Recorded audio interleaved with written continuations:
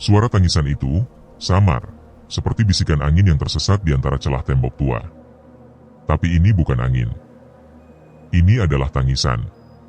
Tangisan seorang anak kecil, yang semakin lama semakin jelas, semakin pilu, seolah datang dari balik tembok kosong yang memisahkan kamarmu dengan sebuah ruangan tak berpenghuni.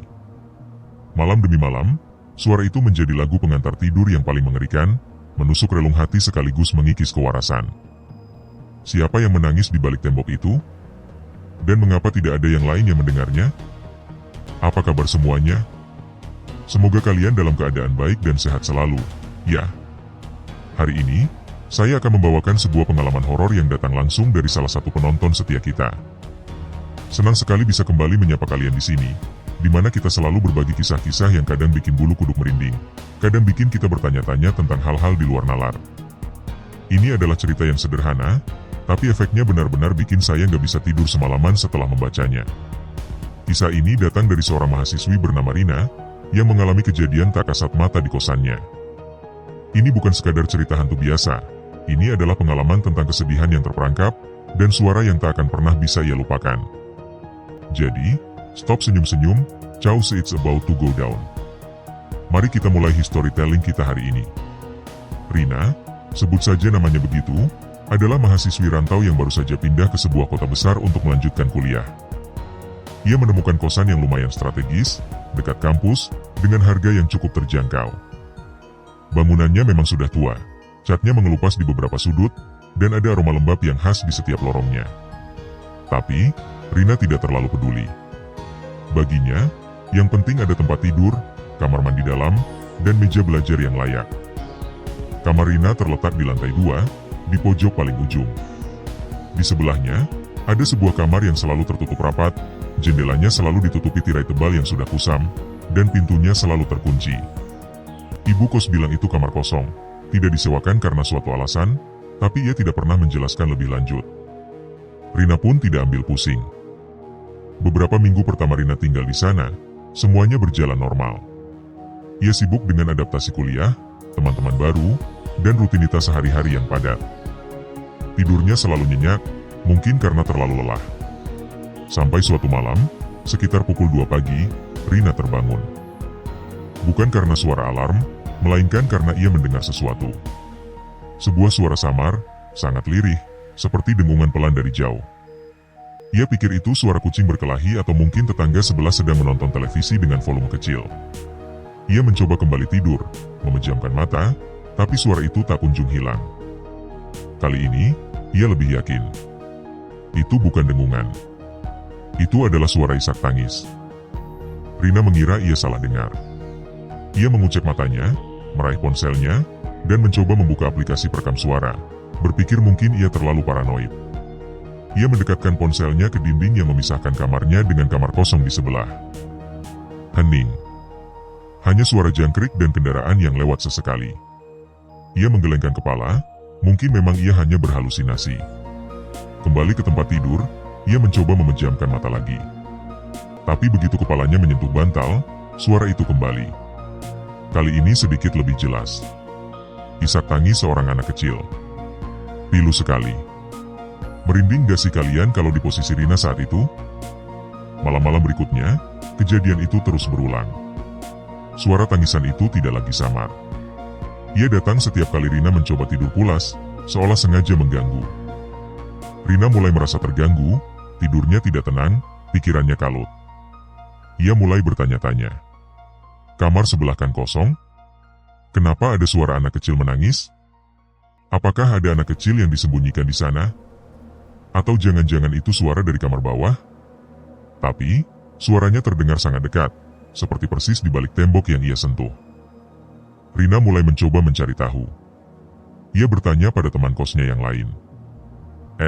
Kalian pernah dengar suara aneh nggak di malam hari? Ia bertanya dengan hati-hati, tidak ingin terdengar seperti orang aneh. Teman-temannya hanya menggeleng. Nggak tuh, Rina. Paling suara tikus atau kucing di loteng. Jawaban itu membuat Rina semakin bingung. Apakah hanya dia yang bisa mendengarnya? Apa ada yang salah dengan dirinya? Suatu siang, Rina memberanikan diri untuk mengetuk pintu kamar kosong itu. Ia berharap ada seseorang di dalamnya, seseorang yang bisa menjelaskan suara tangisan itu. Ia mengetuk pelan. Tidak ada jawaban. Ia mengetuk lebih keras. Tetap sunyi. Ia mencoba memutar kenop pintu.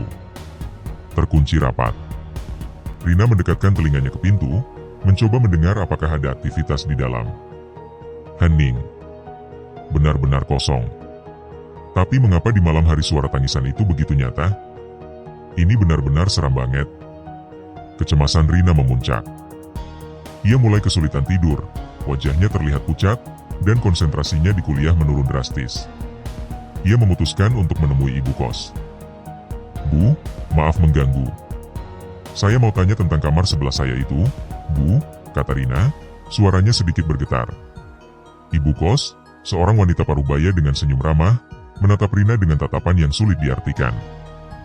Oh, kamar itu, enduk? Kenapa? Ada apa? Rina menceritakan semua yang ia dengar, mulai dari suara tangisan yang samar hingga yang semakin jelas. Ia menjelaskan bagaimana suara itu mengganggu tidurnya dan membuatnya tidak tenang. Ibu kos mendengarkan dengan seksama, senyumnya perlahan memudar, digantikan oleh ekspresi sendu. Ia menghela napas panjang.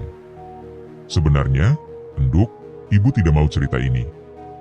Tapi karena kamu sudah mengalaminya sendiri, mungkin sudah saatnya kamu tahu. Ibu kos kemudian memulai ceritanya. Kamar kosong itu dulunya memang kamar seorang anak kecil.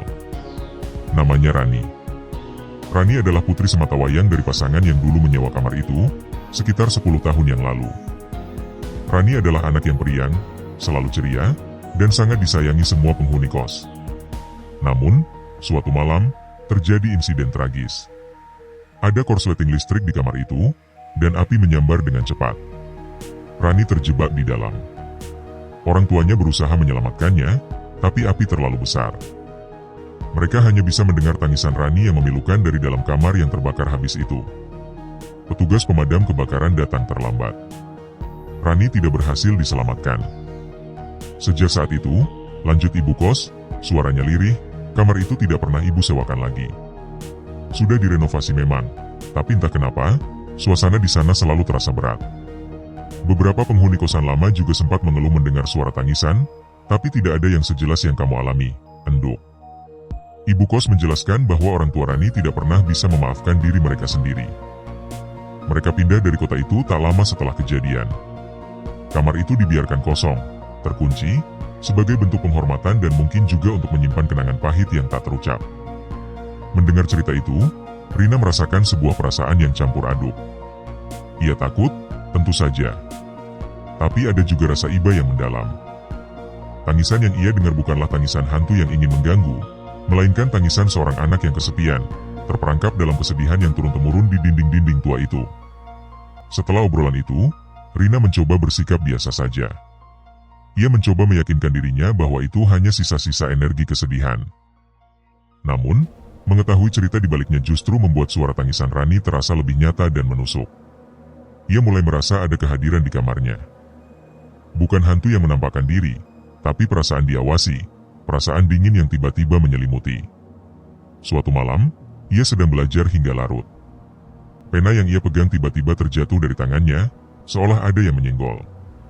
Ia tidak melihat apa-apa. Lalu, dari kamar sebelah, tangisan itu datang lagi. Kali ini tidak hanya pilu, tapi juga disertai suara seperti gesekan kursi di lantai dan suara benda jatuh. Itu adalah suara-suara yang mustahil berasal dari kamar kosong. Rina langsung teringat cerita ibu kos. Apa mungkin Rani tidak hanya menangis, tapi juga melakukan aktivitas lain? Ia menatap ke arah dinding pembatas.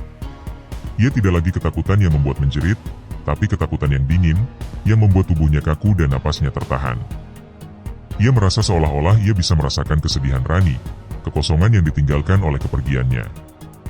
Pernah suatu ketika, saat Rina sedang mandi, ia mendengar jelas sekali suara tawa anak kecil. Bukan tangisan. Tawa. Tawa yang polos, ceria, seperti tawa anak-anak yang sedang bermain. Ia buru-buru menyelesaikan mandinya, mengenakan pakaian, dan memeriksa kamarnya.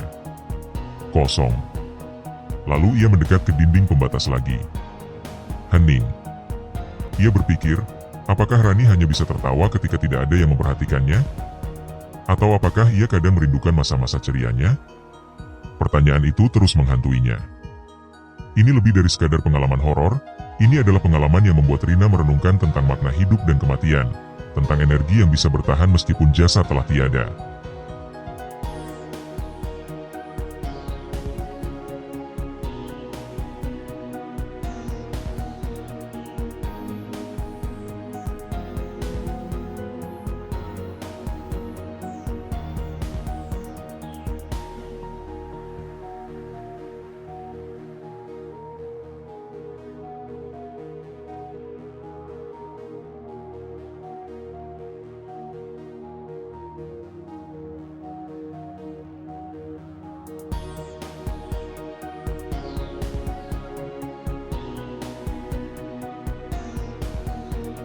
Keesokan paginya, Rina langsung menemui ibu kos dan memutuskan untuk pindah.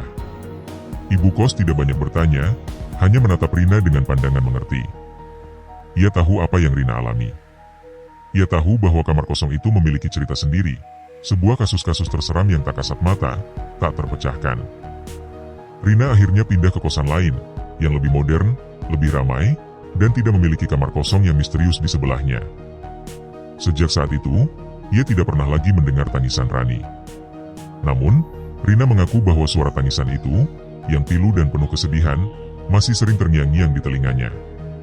Itu menjadi pengingat baginya akan sebuah jiwa kecil yang terperangkap dalam ruang dan waktu. Sebuah kisah yang tak terucapkan, sebuah misteri yang tak terpecahkan. Tangisan di balik tembok kosong itu, milik siapa? Kita tahu sekarang. Itu milik Rani, seorang anak yang kehilangan masa kecilnya, dan suaranya terus bergema, mencari kedamaian yang tak pernah ia temukan. Bagaimana menurut kalian, Spooker? Merinding gak? Ini adalah salah satu pengalaman horor yang paling berkesan bagi saya karena bukan hanya menakutkan, tapi juga menyentuh. Tangisan itu bukan untuk menakut-nakuti, tapi mungkin untuk didengarkan, untuk diketahui bahwa ia ada.